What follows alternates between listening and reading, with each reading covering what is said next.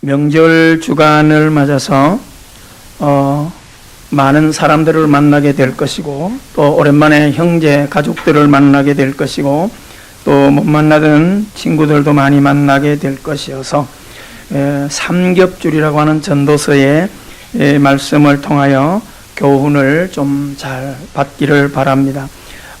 여기서 말하는 삼겹줄과 화목이라고 하는 것은 기독교 신앙에 있어서 굉장한 그 생명과도 같은 것이기 때문에 관심을 많이 가지게 되기를 바랍니다. 오늘 본문에 보면 두 사람이 한 사람보다 나으면 더 좋은 결과, 더 큰 힘을 낼 수 있다라고 하는 것입니다. 하나보단 둘이 훨씬 낫고요, 둘보다는 셋이 훨씬 낫습니다.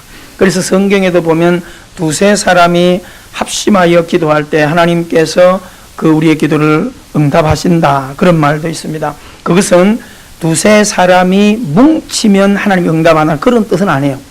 그 본 기도의 내용은 서로 분노하고 미워하고 시기하고 질투함이 없는 그런 마음들을 제거한 연합된 너와 내가 앉아서 기도할 때 하나님이 더 응답을 빨리 해주신다. 아멘. 그런 뜻입니다.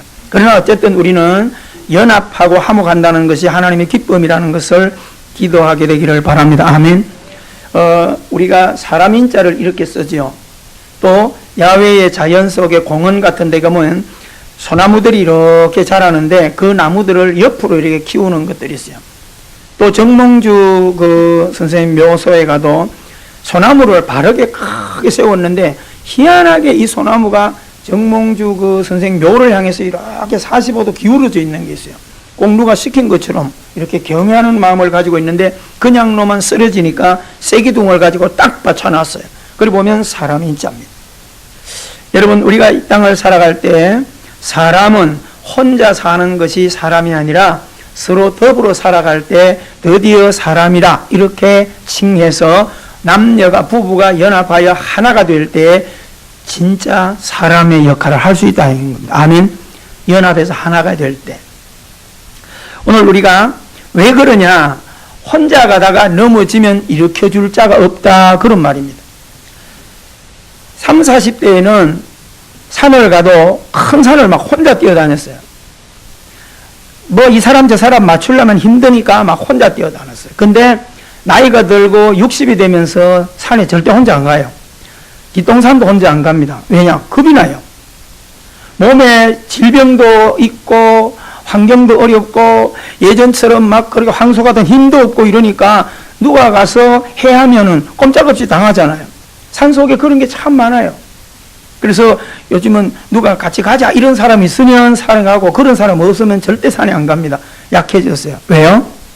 혼자 가다가 쓰러지면 일으키고 잡아줄 자가 없는데 둘이 가다가 하나 쓰러지면 신고해 줄 사람도 있고 손잡아 일으켜 줄 사람도 있다라고 하는 것이 오늘 성경에서 전도서에서 우리에게 가르쳐주는 메시지입니다. 두 사람이 함께 누우면 따뜻하다, 당연하죠. 여기서 얘기하는 것은 단순히 부부가 두 사람이 누우면 따뜻하다 그 말이 아니에요. 서로 돕는 대필로 걸어갈 때 진정한 행복이 된다라고 하는 것입니다. 함께 할 때 얼마나 힘이 되고 아름다운 것을 알게 됩니다. 그래서 연합이라는 것은 우리가 이웃이라는 것도 교회에 무조건 담 넘어 남의 집 이게 아니에요. 최초의 이웃은 아내와 남편을 얘기하는 거고요. 연합이라고 하는 것도 그냥 이 사람 저 사람 이 동네 저 동네가 아니에요. 가정에서부터 연합이 시작되셔야 돼요. 아멘. 그렇게 해서 그 힘이 밖으로 나갈 때 단단해진다라고 하는 것을 우리에게 얘기해 주고 있는 것입니다. 그래서 우리가 이 세상을 살아갈 때 다 모든 관계는 주고받는 기브 앤드 테이크의 삶을 살아가요. 그것을 오늘 무려 돕는 배필입니다. 돕는 배필은 부부만 맞는 게 아니에요. 부모 자식 간에도 그게 맞아야 되고요, 이웃 간에도 그게 맞아야 되고, 교우들끼리도 맞아야 되고요, 회사를 경영하는데도요 사장 혼자 열심히 뛴다고 되는 거 아니에요. 이사들과 상무와 모든 각 부장들과 직원들이 혼연일체가 돼서 한 마음이 될 때, 연합될 때 그 회사는 든든히 서갑니다. 사장님은 이쪽 방향으로 가기를 원하는데 노조들은 붉은 띠 메고 이쪽으로 가자, 이거 망하는 회사예요. 그렇게 되면 안 돼요. 나라도 마찬가지입니다. 여러분, 우리가 이야, 평창올림픽 저거 되기 전까지는 온갖 말도 많고요. 저거 제대로 될까 이랬는데 뚜껑을 딱 열어놓고 볼 때 우리나라 아이들이 막 어제 금메달 따는 아이도 너무 좋고요. 쇼트트랙 하는 그 네 딸들 보세요. 웬만한 사람 같으면 뒤로 탁 자빠져 나갈 때 에이 쌍 포기하자 그럴 줄 알았어요. 아이고 우리 금메달감인데 저기까지 자빠져서 끝나면 어디 됐나 이랬는데 애들이 막 정신을 차리고요. 운동장 반바퀴 쳐진 그거를 확 따라 안 봤어요? 확 돌아가지고요. 신기록을 내버렸어요. 이야, 따라잡은 것도 신기한데 거기서도 1등으로 치고 나가도 1등으로 간 것도 기적인데 거기 또 세계 신기록을 또 기록했다 이 말이에요. 이야, 너무 멋있어요. 오늘 여러분 연합이라는 게 그런 겁니다. 자기 색깔을 감추고 어쨌든 간에 한 목적을 향해서 달려가는 그 아름다운 모습. 오늘 우리가 그것을 돕는 배필들이라 그렇게 말합니다. 그래서 배지장도 맞들면 뭐하다? 낫다. 물건을 들어도 함께 들면 낫고요. 사다리를 잡고 뭘 하나 갈아도 밑에 잡아주는 사람이 있으면 훨씬 낫다. 자, 좋은 친구가 누구일까? 성경에는 이렇게 정의합니다. 어떤 친구는 형제보다 나으니라. 잠언서 17장 17절에 보면 친구는 사랑이 끊어지지 아니하고, 이 말은 친구는 계산하지 않는 사람을 친구라. 그러니까 변함이 없이 가는 거예요. 옆 사람 인사합시다. 우리는 서로 친구다. 아멘. 예수님이 우리를 친구라 그랬으니까 우린 서로 친구예요. 아멘. 모든 것을 초월해서. 그러니까 우리 교회 안에는 서로 예수님이 만들어준 친구이기 때문에 뭘 하지 않아요? 계산을 하지 않아요. 그렇잖아요. 뭘 주도 아깝지 않고 10번을 내가 섬겨도 전혀 저 인간은 왜 안 섬기나 그런 생각 안 해요. 왜요? 가족이니까. 믿으십니까? 그래서 성경은 너무너무 신명확실하게 친구는 사랑이 끊어지지 않는다, 지치지 않는다 그렇게 말합니다. 그리고 형제는 유업할 때를 위하여 낳느니라 그렇게 말합니다. 자, 잠언서 18장 24절에도 많은 친구를 얻는 자는 해를 당하겠거니, 이 말은 금방 앞에서 친구가 좋다 그래놓고 많은 친구를 두면 해를 당한다 이 말은 생각 없이 그냥 아무나 친구 거기에 큰 아킬레스건이 있어요. 그래서 여러분 아무 생각 없이 친구를 많이 두지 말라는 거예요. 그러면서 말씀에 어떤 친구는 형제보다 친밀하다, 낫다. 믿으십니까? 그러면 홍수환 집사님의 부인 오키 권사님이 부른 노래가 있습니다. 멀리 있는 친척도 사촌망도 못해. 그죠? 여러분 멀리 있는 친척도요 이웃 사촌만 못해. 맞죠? 그러면 날마다 보고 매주마다 보는 우리는 진정한 형제예요. 할렐루야. 얼마나 멋있습니까? 여러분 이 아름다운 만남을 복되게 잘 섬겨나갈 수 있게 되기를 주 이름으로 부탁을 드립니다. 진정한 친구란 이런 것을 하면 여러분들이 잘 오늘 조용히 좀 설교할 텐데 제가 흥분하지 않도록 기도해 주세요. 조용히 의미가 있어요. 속마음 털어놓아도 좋고 힘든 사정 마음 놓고 이야기할 수 있는 사람, 힘들고 부끄러운 사정 얘기해도 허물되지 않는 사람, 나는 친구를 늘 이렇게 정의한다. 내가 갑자기 힘들고 슬픈 일 생기면 이것저것 묻지 않고 달려와 함께 슬픔을 나눌 수 있는 사람, 이런 친구를 둔 인생은 행복한 사람이라고 말한다. 내가 좋은 일 생길 때 달려와 마음 다해 시기 질투하지 아니하고 함께 기뻐하며 진심으로 눈물 흘리며 기뻐해 주는 사람, 이런 친구를 둔 사람은 나는 성공한 사람이라고 정의한다. 끄떡끄떡 되죠? 내 마음을 주고 싶은 친구. 이것은 어느 여류 작가가 자기 그 에세이집에 남긴 글이 너무 좋아서 제가 옮겨와서 여러분에게 읽어주려고 합니다. 내 인생에 이런 친구 하나만 있어도 좋겠다. 이런 친구가 되고 이런 친구가 있었으면 바람하는 마음에서 이런 기록을 남겨본다.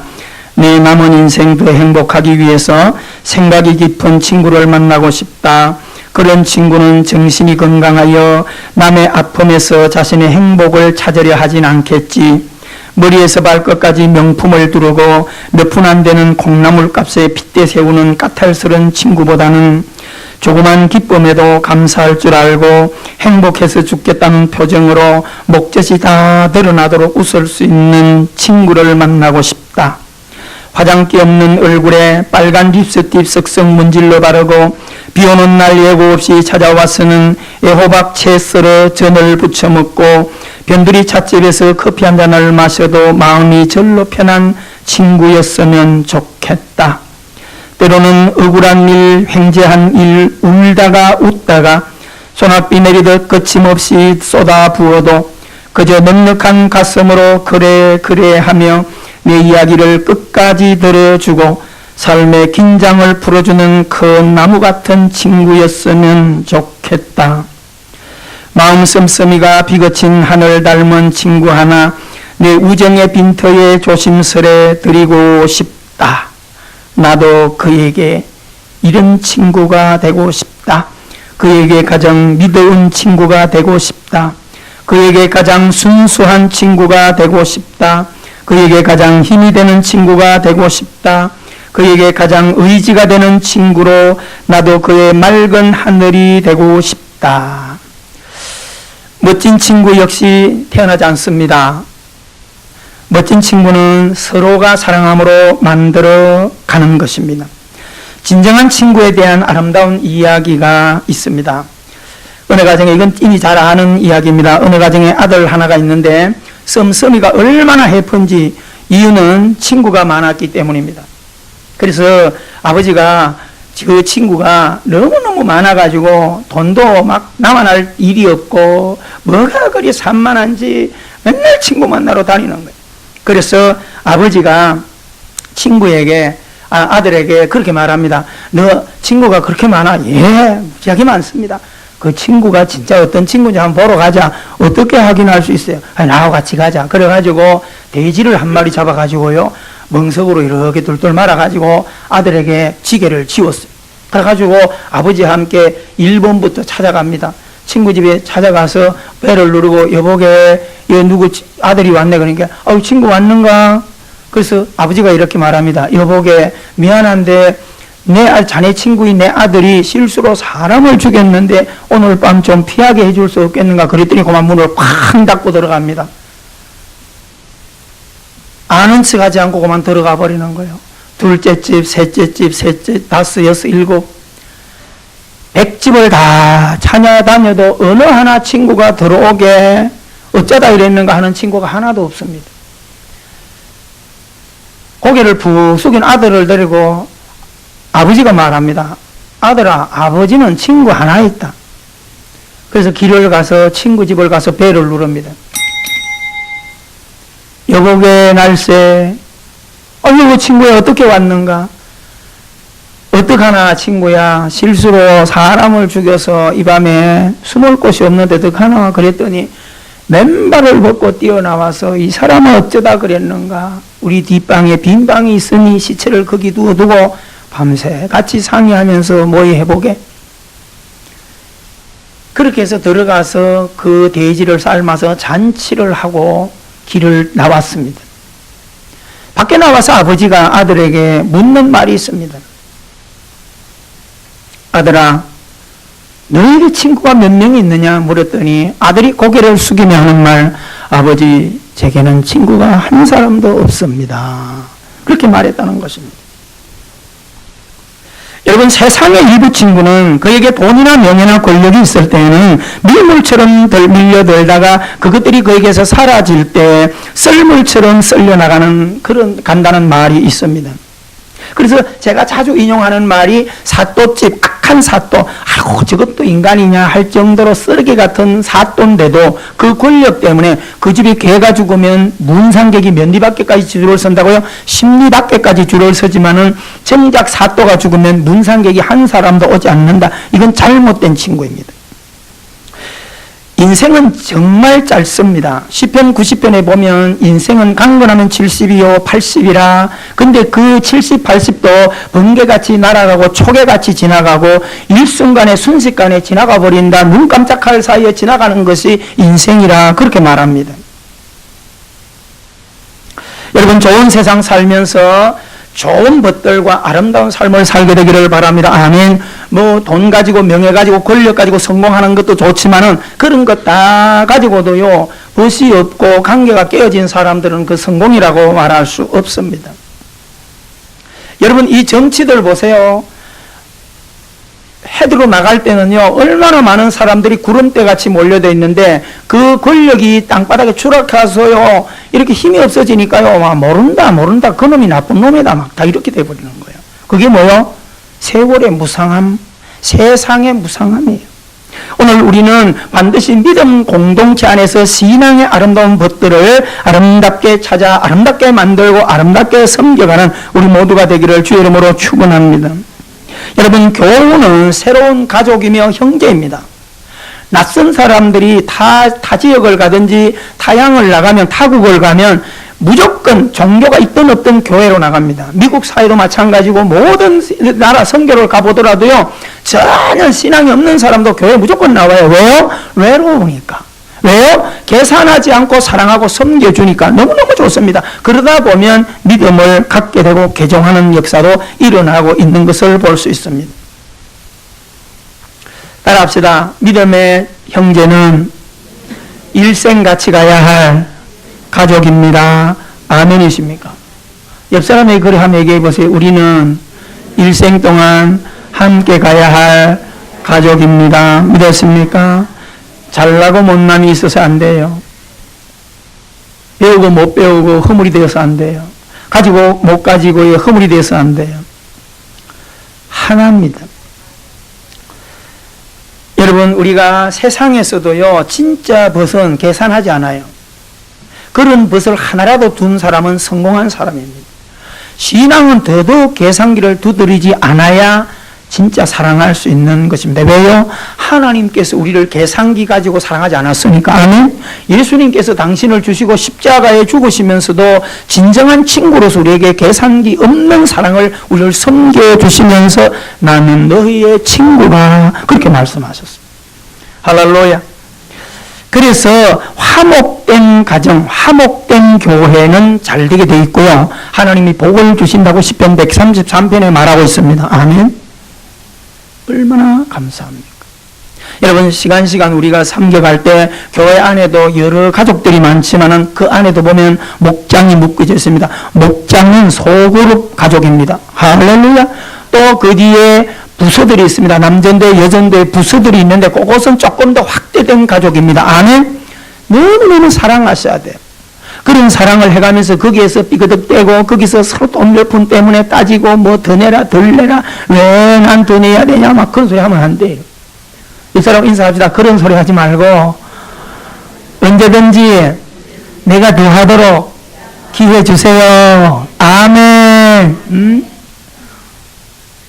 저처럼 좀 넉넉하세요. 제가 애들한테 용돈을 줘도 항상 갑절로 준다 그랬잖아요. 그죠? 제 기억 속에 아이들 항상 그랬어요. 애들이 중학교 이상 됐을 때는 저한테 용돈 달라 소리를 거의 안 했으니까, 그 이하였으니까 언제든지 500원 달라면 1,000원 주고, 1,000원 달라면 2,000원 줬고, 5,000원 달라면 10,000원 줬어요. 저처럼 넉넉한 삶을 섬겨가기를 바랍니다. 할렐루야. 제가 이제 일이 끝나고 나서 10,000원 달라 그래 볼 테니까. 형제가 연합하여 동거하니 어찌 그리 선하고 아름다운 거. 여러분, 예수님은 우리의 친구십니다. 구약 안에서 정말 아름다운 친구가 있는데 바로 다윗과 요나단입니다. 이게 단순한 친구가 아니에요. 어떤 면에서는 각자 개인은 집안으로 보면 원수지간입니다. 마치 로메오와 줄리엣 가족처럼. 요나단은 아버지 사울, 그렇잖아요. 어쨌든 간에 다윗을 사위면서도 정적으로 삼고 시기 질투의 바람으로 그 아이를 도려내야 돼, 죽여야 됐어요. 그렇게도 죽이려고 왼수를 삼고 뛰어다니는데도 요나단은 아버지의 마음과 같이 달라서 다윗을 참 사랑했어요. 왜요? 다윗의 진실을 아니까. 아버지가 생각하는 것처럼 다윗이 정말 못돼서 이스라엘 왕국을, 사울 왕을 모함하려고 했고 자기가 더 달란치하게 하고 좋은 자리 자격하려고 그런 시샘이 있는 사람이 아니었다는 것을 요나단은 잘 알고 있습니다. 결국은 사울은 그런 시기심에 의해 가지고 자기도 망하고 아들들까지 다 망합니다. 그러면 다윗은 어떤 성품을 가지고 있어야 돼요? 고소해야 되잖아요. 나를 미워하고 나를 시기하던 사람이 망했으면 잘 돼야지, 기뻐해야지. 다윗은요 마음이 아파요. 오히려 사울 왕이 부탁을 해가지고 사울 왕의 마지막 목숨을 거두게 한 그 군인을 갖다가 다윗은 참수해버립니다. 여러분, 내 원수를 제거해 줬는데 상을 줘야 되잖아요. 근데 다윗은 그렇게 하지 않았어요. 왜 그럴까요? 하나님의 사랑, 하나님의 생명을 가지고 있기 때문에 그렇습니다. 여러분, 훗날 요나단의 자식 무비보셋을요, 그 장애를 입고 있는 그 아들을 다윗이 왕이 됐을 때 어디서 밥을 먹입니까? 왕의 진수잔에 앉아서 같이 밥을 먹여요. 이게 뭡니까? 그리스도의 사랑이에요. 다윗과 요나단의 사랑을 통하여 하나님의 우리 사랑, 예수님의 우리 사랑을 여실히 보여주는 겁니다. 아멘. 절대 여러분, 앞으로 살아가면서 어떤 환경 속에서도 내 머릿속에 계산기를 내려놓을 수 있는 아름다운 우정과 아름다운 신앙을 섬겨갈 수 있게 되기를 주 이름으로 축원합니다. 자, 우리가 남은 생애에 아름다운 사랑, 아름다운 신앙, 아름다운 화목을 가져가는데 적이 있어요, 적이. 우리가 사도행전을 공부하면서도 계속 얘기해 주는 게 있죠. 사도행전 4장 30절 31절에 나오는 바나바, 그리고 5장에 들어가서 1절에 나오는 아나니아 삽비라. 왜 이 사건을 많은 사람들이 성경에 캐션마크로 찍고 있어요? 왜 하나님은 아나니아 삽비라가 그렇게 헌신하는데도 불구하고 죽여버렸는가? 이것을 풀 수 있었어야 돼요. 여러분, 아나니아 삽비라는 거짓말한 외에는 아무것도 없어요. 바나바가 은혜가 성령 충만해서 너무너무 감사해서 자기 집을 팔아요. 야, 내가 이거 집 가지고 떵떵거리고 살면 뭐하냐? 이 집 팔아가지고요, 전체 액수를 몇 억이 되는지 몰라도 사도들 발 앞에 놓고 이것으로 선교하고 이것으로 구제하고 마음껏 주의를 하십시오. 따라합시다. 하나님, 이 세상을 살아가면서 나도 언젠가 그런 섬김을 할 수 있는 그릇이 되게 해주세요. 지금 그래 하라 소리 아니에요. 살아가다가 여러분이 한번 언제든지, 그죠? 그런 맛있는 기부 문화에 익숙한, 헌신 문화에 익숙한 삶을 한번 살아보게 되기를 주 이름으로 축원합니다. 아멘. 이래가지고요 됐는데, 얼마나 가난하게 사는 사람들이 가난함에 부끄럽지 않고 바나바로 인하여 위로를 받고 있을 그때에 직분을 가진 아나니아 삽비라가 마음속에 뭐가 탁 일어났어요? 시기 질투심이 일어났어요. 나한테 인기가 와야 되는데 누구한테로 가고 있어요? 무명의 사람 바나바한테로 가는 것을 못 견뎌가지고 부부가 합심상이에요. 합심 기도했으면 좋을 텐데 합심상의를 해가지고 우리 인기가 저놈한테 다 뺏겼다. 우리도 집 팔아가지고 내대 다 뺏기면 안 되니까 절반은 감춰놓고 절반을 가지고 우리도 행세하자. 여러분, 그렇게 해서 집을 팔아가지고 절반을 딱 뒤로 감추고 절반을 내놨는데 성령님은 그 삽비라를 죽여버려요. 그 다음에 남편이 들어올 때 남편도 죽여버리기만 해요. 그냥 죽음을 허락해버리는 거죠.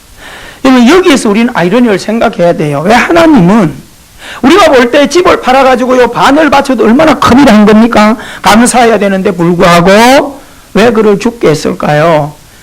윤리가 아니에요. 감추고 이거 답니다, 이거 쏘겠다고 하나님 그렇게 죽이시는 분이 아니에요. 하나님의 관심은 그 아나니아 삽비라를 죽이는 희생의 목적이 있는 것이 아니고, 사도행전 예루살렘 교회가 지금 성령의 충만함으로 화목되어서 하나로 잘 걸어가는 교회가 교회되게 하는데 치명적인 사단의 행위가 개입됐다. 그게 뭐예요? 시기심이에요. 질투심이에요. 여러분, 아나니아 삽비라가 나쁜 사람이 절대 아닙니다. 너무너무 충성스러운 일꾼이었어요. 근데 한순간에 마귀에게 걸려버린 거죠. 아담 하와가요, 하나님이 만든 최초의 인간으로서 얼마나 아름다운 사람인지 아세요? 그럼에도 불구하고 사단에게 딱 순간 마음이 노출되어 버리니까 선악과를 따먹고 맙니다. 따먹은 이유가 뭐예요? 배가 고파서? 아닙니다. 하나님보다 높게 된다고 하는 명예욕에 딱 걸려들어 버리는 거예요. 오늘 여러분 잘 기억하셔야 됩니다. 우리가 죽는 날까지, 저도 마찬가지예요. 어디든지 가더라도 무슨 일을 할 때마다 내 마음이 어떤 발작을 할 때 내가 이거 왜 불편해지지? 라고 하는 것을 빨리 돌아봐야 돼요. 그리고 돌아와서 야, 내가 저 친구가 지금 되어지는, 저 사람이 되어진 일들 때문에 내 마음이 지금 불편해진다. 이거 지금 시기심이란다. 이런 싸가지 없는 자식, 네가 이래도 친구야? 이러고 나를 팍 쳐요. 그런 것이 안 일어나면 인간이 아니, 사람이 아니죠. 일어나요. 그럴 때마다 주여, 내가 지금 이 자리에 와서 축하하는 자리에 밥을 얻어 먹으면서 마음에 이런 시기가 일어나고 있는 이 싸가지 없는 놈아, 밥을 놓고 제가 앞에서 회개할 때가 많아요. 제가 이런 연약한 인간입니다. 사랑하는 성도 여러분, 아나니아 삽비라도요, 너무너무 초대교회 헌신해 오던 인물들입니다. 그런데 한순간 명예욕에 사로잡혀 보니까 그만 시기 질투가 일어나가지고요, 하나님이 왜 아나니아 삽비라를 죽였다고요? 하목을 깨뜨리는 그 악한 쓴뿌리를 애초에 도려내어서 교회가 교회되도록 만들기 위한 하나님의 은혜라고 하는 것을 명심하기를 바랍니다. 할렐루야. 그게 중요한 거예요. 여러분, 우리가 이 땅을 살아갈 때 자칫 잘못하면 아름다운 우정, 아름다운 가정, 이번 명절에 만날 때, 형제들을 만날 때 복음으로 기도로 준비하고 나가지 않으면 열심히 가가지고 왔어요.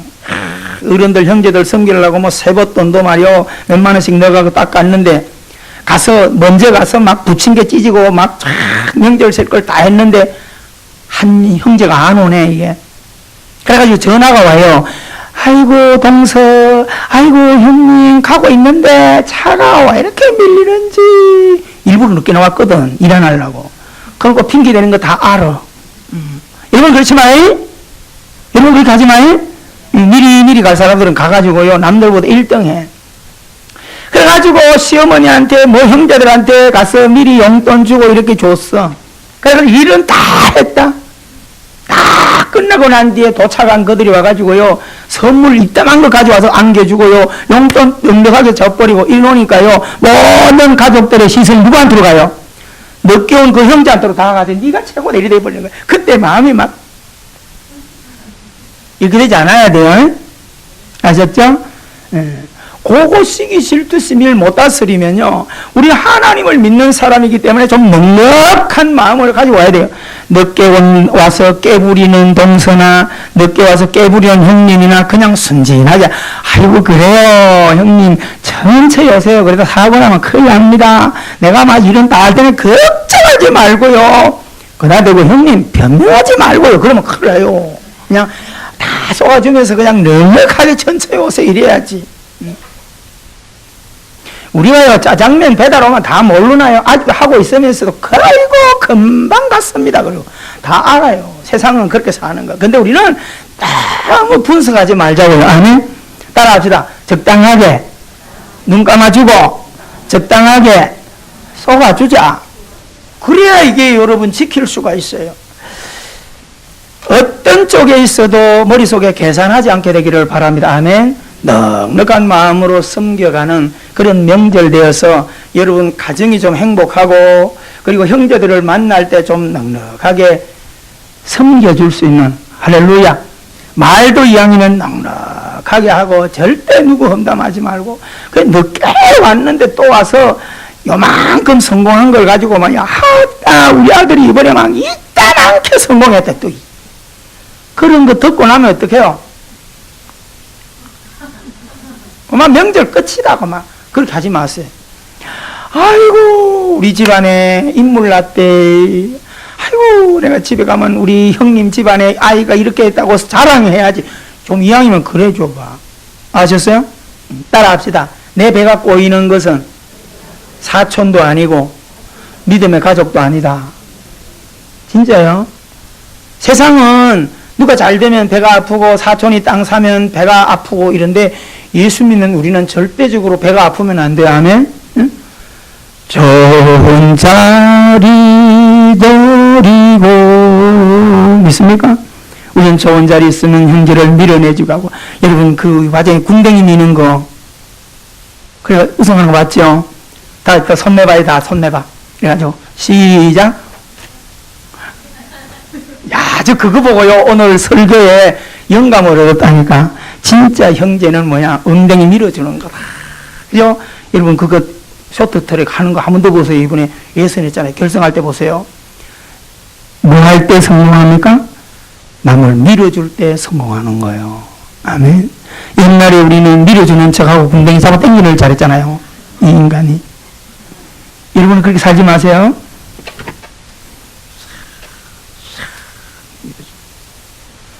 제가 어디 지나다닐 때마다, 동네 다닐 때마다 매일 여러분 가게를 그냥 안 지나가요. 할렐루야. 손님, 주여 손님 보내주세요. 손님 앉아있으면 할렐루야 감사합니다. 앞에 차가 없으면 주여 차 몇 대 세워주세요. 이러고 돌아다닙니다. 그래서 잘 되는 거예요. 믿으십니까? 가족은 그런 겁니다. 따라합시다. 사랑하자. 예수님께서 분명히 말했습니다. 서로 사랑하라. 내가 너희를 사랑한 것 같이 너희도 서로 사랑하라. 그렇게 해서 너희가 참내 제자인지를 증명해라. 믿으십니까? 우리는 사랑이 답이에요. 우리 복음성가 900장 한번 해볼까요? 사랑밖에 난 몰라. 시작. 사랑밖에 난 몰라. 그렇게 하세요. 아멘. 우리 그렇게 삽시다. 여러분도 이거 한번 보셨을 텐데 너무너무 친구가 보내온 축의금 이야기 한번 이걸로 마무리하겠습니다. 축의금 그 뜻이 무엇인가? 자기 위세인가? 깊은 마음의 우정인가? 며칠 전 아들 결혼식 때 친구가 축의금으로 100만 원을 했다.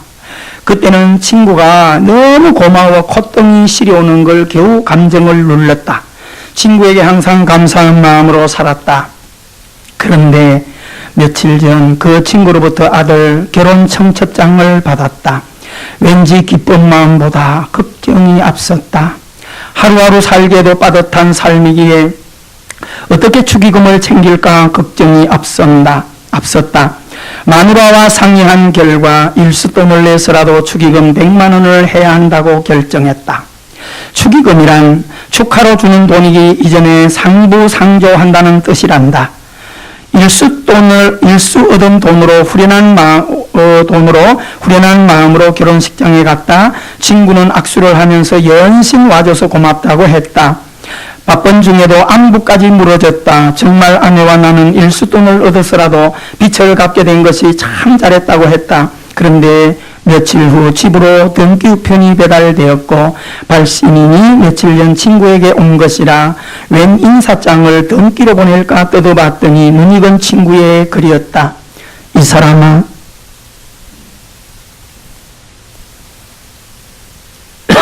내 자네 형편 다 하는데 무슨 축의금을 너 형편에 100만 원 축의금이 뭐냐고 우정 맺힌 나무람이었다. 평소에도 자네 살림 어려운 걸 아는데 이게 무슨 짓인가? 자네 우정을 돈으로 사려고 했냐는 나무람이었다. 그리고 200만 원의 수표를 보내왔다. 이 사람아, 나는 자네 친구야. 어려운 자네 형편에 100만 원이 무슨 소리냐? 10,000원이면 족하지 않는가? 여기 200만 원 보내니 그리 알게 이 돈을 안 받는다면 자네를 앞으로 친구로 생각하지 않겠네. 그리고 아들 결혼식에 참석해줘서 고맙다는 말과 한강 틈이 나는 옛날 그 포장마차에서 참새고기 구워놓고 소주 한잔 하자는 말을 곁들였다. 왠지 이번에는 눈시울이 뜨거워졌다. 우정 어린 축의금 때문에. 여러분 참 감동의 우정의 글이었습니다. 남은 인생의 더 아름다운 삶, 더 아름다운 행복을 우리 살아가기를 바랍니다. 예수님처럼 억만 죄악에 무너진 죄인들을 아무 조건 없이 찾아와 주시고 사랑해 주시고 나를 친구 삼아 주셨다면 우리들도 아름다운 공동체 가족이 되어서 끝까지 사랑하고 계산기 없는 섬겨가는 시기 질투 없는 그런 사랑하는 우정으로 가족으로 남겨지게 되기를 주의 이름으로 축원합니다. 기도합니다. 은혜로우신 하나님 감사합니다.